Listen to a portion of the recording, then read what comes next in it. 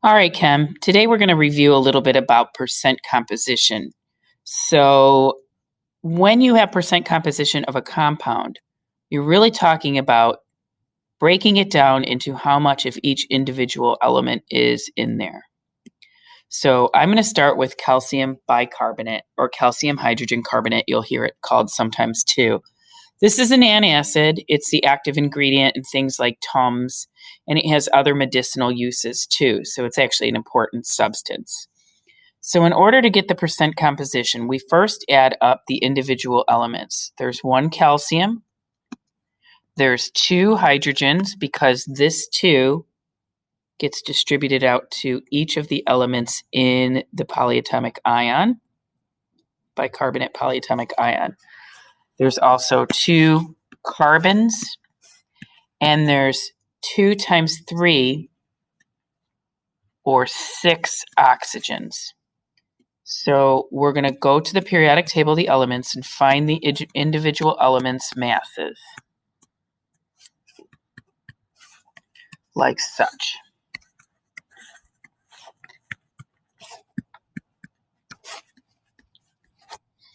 So when you add those up, and I'm not going to round to significant figures until I'm done, I get 162.116 grams per mole in calcium bicarbonate. If I was going to round it to 4 sig figs, which is what I would need to do, it'd be 162.1.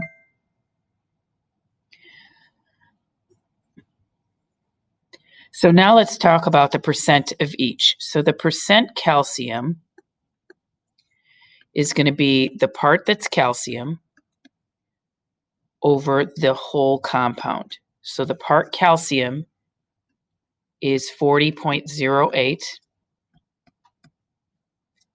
over the whole compound is 162.116. In order to turn it into a percent, we multiply by 100. So I'm going to multiply this all through, and I get 24.72% calcium. I'm going to round to 4 sig figs for our purposes here, so I don't end up writing down a bunch of digits. And then let's go individually and do each one of these. So the part that's hydrogen is 2 times 1.008 over the whole 162.116. And that gives me 1.243% hydrogen. Again, I'm just going to round to 4 sig figs. This time we have 6 oxygens.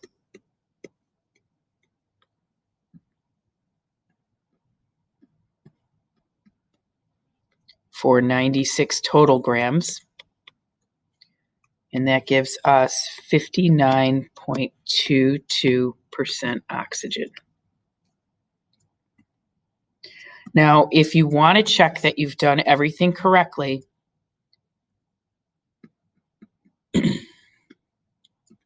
you can add up each of the percentages, and everybody knows that all of the percentages should add up to 100.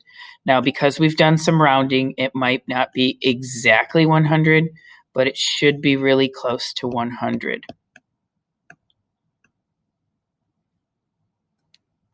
So this is my percent composition of this particular compound. Now, you can use the way we did the combustion analysis originally. That's acceptable, but this is another way to solve combustion analysis problems if it works better for you. We're going to use this concept in our next lab also. So 2.5, let's say you had 2.5 grams of calcium bicarbonate. In order to get how much of each there are in there, you can do a stoichiometry problem like we learned first. Now we're going to learn a different way. So if we had 2.5 grams of calcium bicarbonate, we could multiply it by the percent as a decimal, Let's just do a couple of them. Let's do oxygen. 0.5922. That's the part that's oxygen. 59.22% is 0.5922 out of 1. And that gives me 1.4805 grams of oxygen. I'm not going to bother rounding to sig figs. Let's do one more. 2.5 grams of calcium bicarbonate contains 1.243% hydrogen.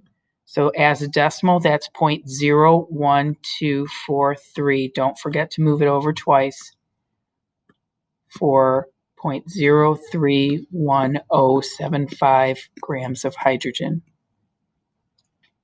So you can get the percent composition in order to figure out which part of it is each individual atom, depending on what they ask you for, or you can do stoichiometry. There's also other ways to do this, but this is how you do percent composition. So if this is not coming back to you from first year, you better do some example problems on how to calculate percent composition.